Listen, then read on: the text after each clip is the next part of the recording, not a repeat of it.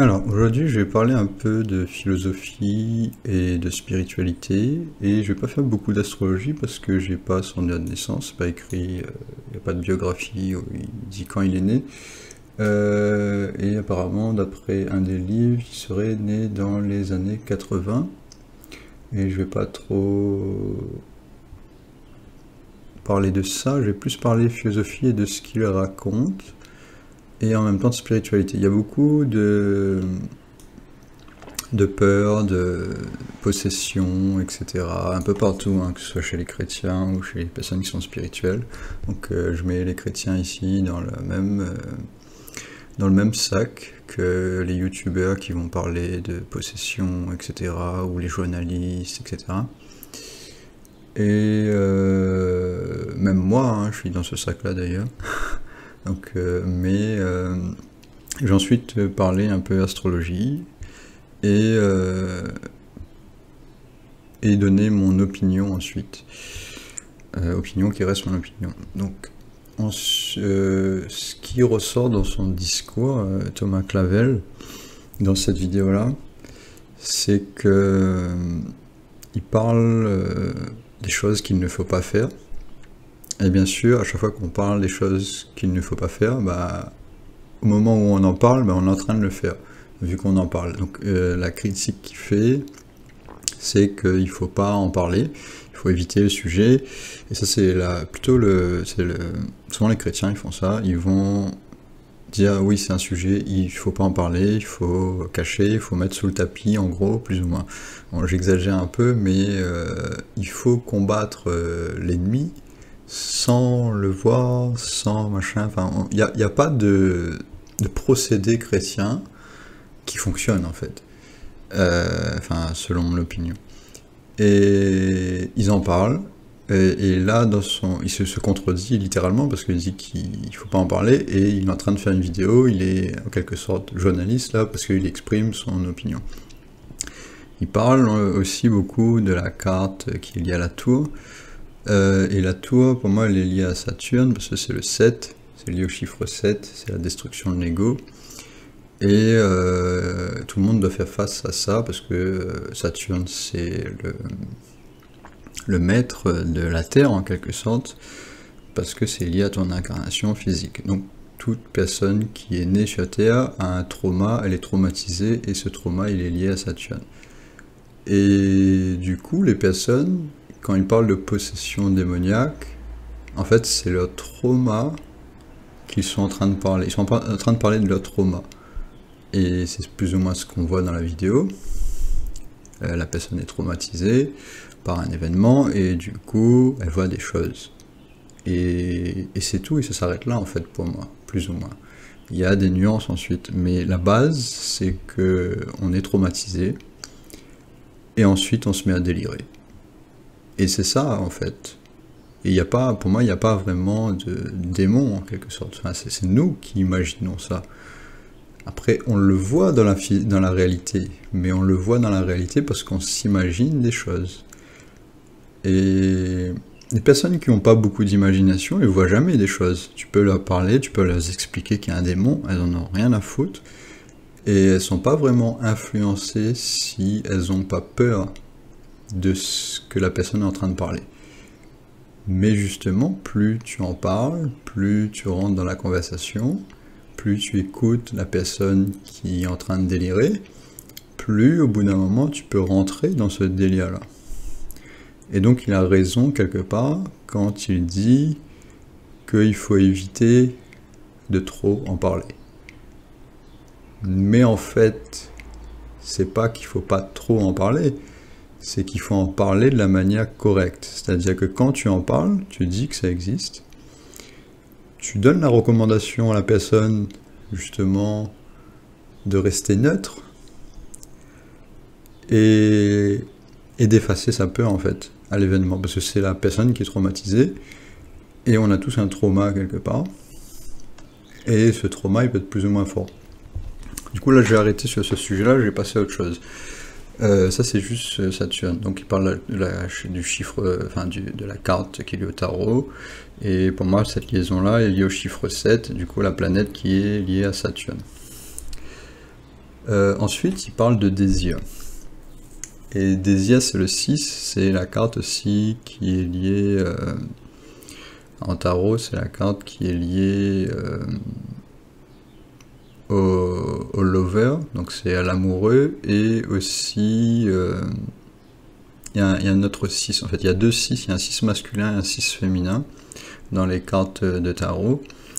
Et pareil, dans les cartes le 7, il y a un 7 masculin et un 7 féminin. Donc il y a la destruction.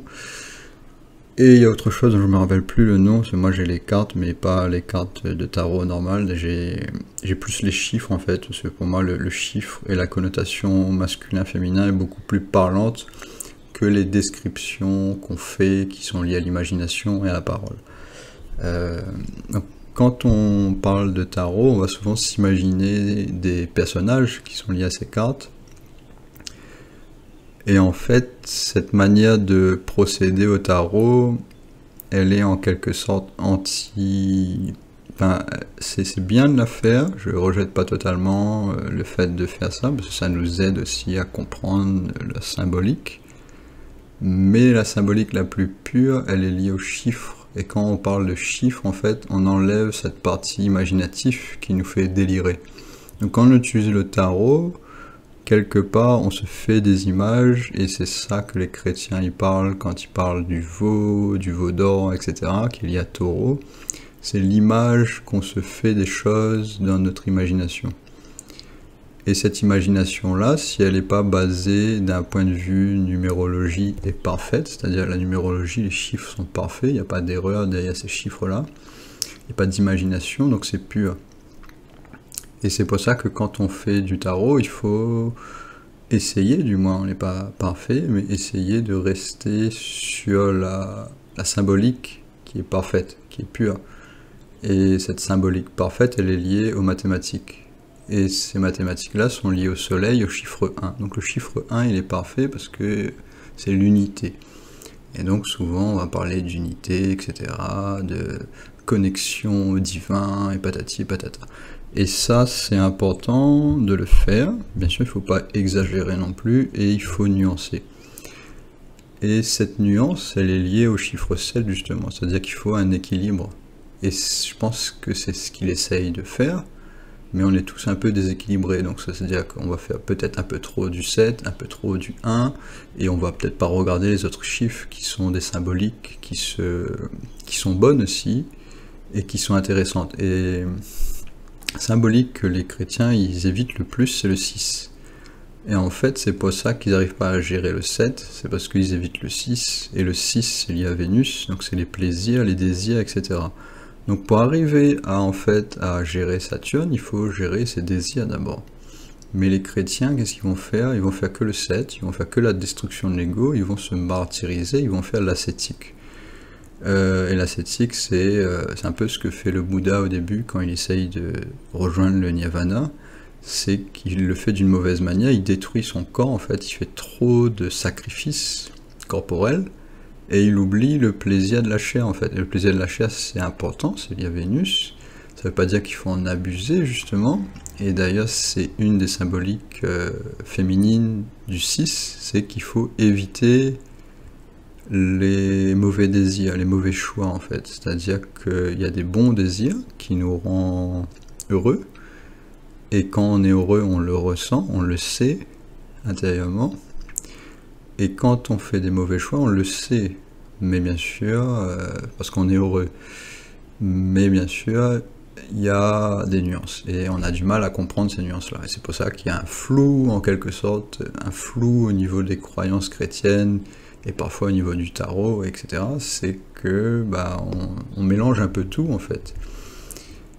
Et ce qui se passe souvent quand les personnes naissent dans des sectes ou dans des communautés chrétiennes, c'est que Vénus, il est totalement rejeté. C'est ce qui se passe en fait, parce que c'est l'incarnation physique, souvent on rejette Vénus, parce que c'est une planète qui est rejetée, ça fait partie de sa symbolique, mais en même temps on en a besoin. Et du coup ça se passe constamment, c'est normal en fait qu'on rejette ça, même chez les chrétiens. enfin, même chez les chrétiens en particulier. Mais bien sûr, il faut nuancer, parce qu'il y a beaucoup de personnes aussi qui ont un côté vénusien très fort, et du coup, il va être en opposition en fait avec ces religieux, et ces religieux-là sont liés à Jupiter. Donc c'est le chiffre 5. Donc avant d'arriver au 6, il y a le chiffre 5. Donc il y a cette posture spirituelle, et qui est liée au mariage aussi, c'est le chiffre 5, c'est sur le très long terme. Et du coup, on va passer beaucoup de temps sur le côté jupitérien, le côté spirituel, le mariage, pour essayer de se stabiliser au maximum. Et du coup, ce chiffre 5, il y a une carte qui est liée au tarot, qui est liée à ça, et il y a un masculin et un féminin. Et c'est lié à la dame. La dame, c'est quelque chose qui est sur le très long terme, et du coup qui prend beaucoup de temps, et qui est pas facile, et qui demande de la gestion, et donc c'est un côté féminin. Mais il y a aussi le masculin là-dedans. Et donc du coup chaque chiffre a un côté masculin et féminin, et c'est un cycle, donc on a 1, 2, 3, 4, 5, 6, et on peut faire des sauts, etc., parce qu'il y a les multiplications, il y a plein de choses en numérologie qui fait qu'il y a des étapes, qui fait que par exemple le 3 au 6, c'est un chiffre particulier, le 3, et c'est lié à l'entraînement physique, et l'entraînement physique est lié au 6 du coup à Vénus, et du coup quand on s'entraîne physiquement, on utilise le 3, on passe à Vénus automatiquement. Et du coup la meilleure liaison pour arriver au 6, c'est pas le 5, c'est le 3, donc c'est l'entraînement physique. Et il y a ces pièges là en quelque sorte, qui sont pas vraiment des pièges, mais qui sont des étapes, un peu comme dans un jeu vidéo, c'est-à-dire qu'il y a des règles spirituelles à suivre, mais qui sont bien sûr cachées parfois, donc on les connaît pas forcément.